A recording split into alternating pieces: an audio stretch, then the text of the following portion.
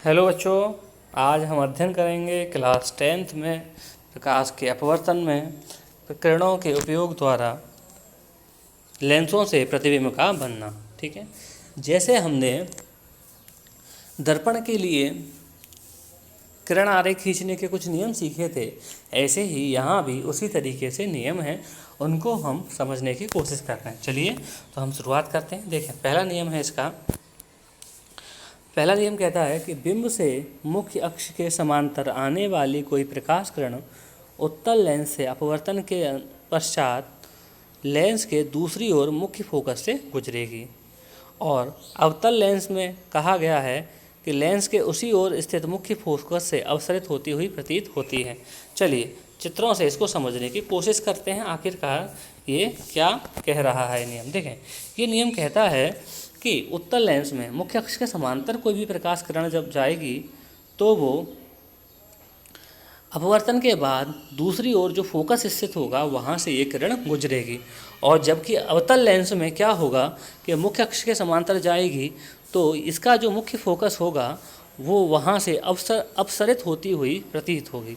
तो आपको समझ में आया होगा कि मुख्य अक्ष के समांतर कोई भी किरण जाएगी तो वो चाहे उत्तल लेंस हो चाहे अवतल लेंस हो, तो उत्तल लेंस में तो वो फोकस से होकर जाएगी जैसा कि इसमें जा रही है, और अवतल लेंस में क्या होगा कि वो जो मुख्य फोकस है वहाँ से वो अपसरित होती हुई प्रतीत होगी। ठीक है, पहला नियम। अब चलिए दूसरा नियम।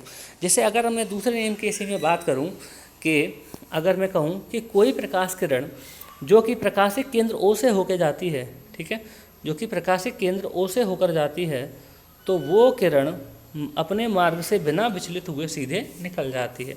चाहे आप उत्तल लेंस लें और चाहे आप अवतल लेंस, ये थोड़ा सा हट गया है, ये केंद्र से अगर जाएगी तो ये बिना विचलित हुए सीधे ही अपने मार्ग से निकल जाएगी। ठीक है, ये दूसरा नियम है।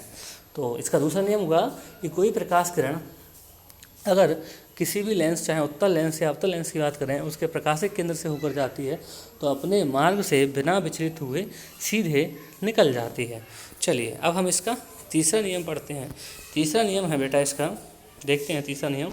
तीसरा नियम कहता है इसका, जिसको यहाँ दूसरे नियम से दिखाया गया। देखें, ये कहता है कि मुख्य फोकस से गुजरने वाली प्रकाश किरण उत्तल लेंस से अपवर्तन के पश्चात मुख्य फोकस के समांतर निर्गत होगी।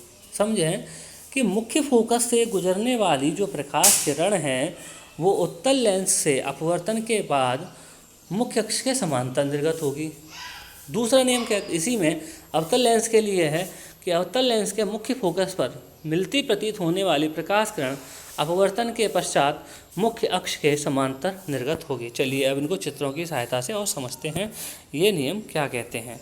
तो देखें, ये नियम कहता है कि मुख्य फोकस से अब तो उत्तल लेंस के लिए कि मुख्य फोकस से होकर अगर कोई प्रकाश किरण जाती है तो वो अपवर्तन के बाद मुख्य अक्ष के समांतर हो जाती है। और जबकि अवतल लेंस के लिए कहता है कि कोई प्रकाश किरण अगर फोकस की तरफ आ रही होगी तो वो अपवर्तन के बाद मुख्य अक्ष के समांतर हो जाएगी। तो ये आपके नियम थे प्रकाश के अपवर्तन के, ठीक है, जिनका प्रयोग हम किरण आरेख खींचने के लिए करते हैं। तो ये किरण आरेख खींचने के नियम हुए, आप इनको अच्छे से समझने की कोशिश करेंगे। आज के लिए इतना ही, बहुत बहुत धन्यवाद।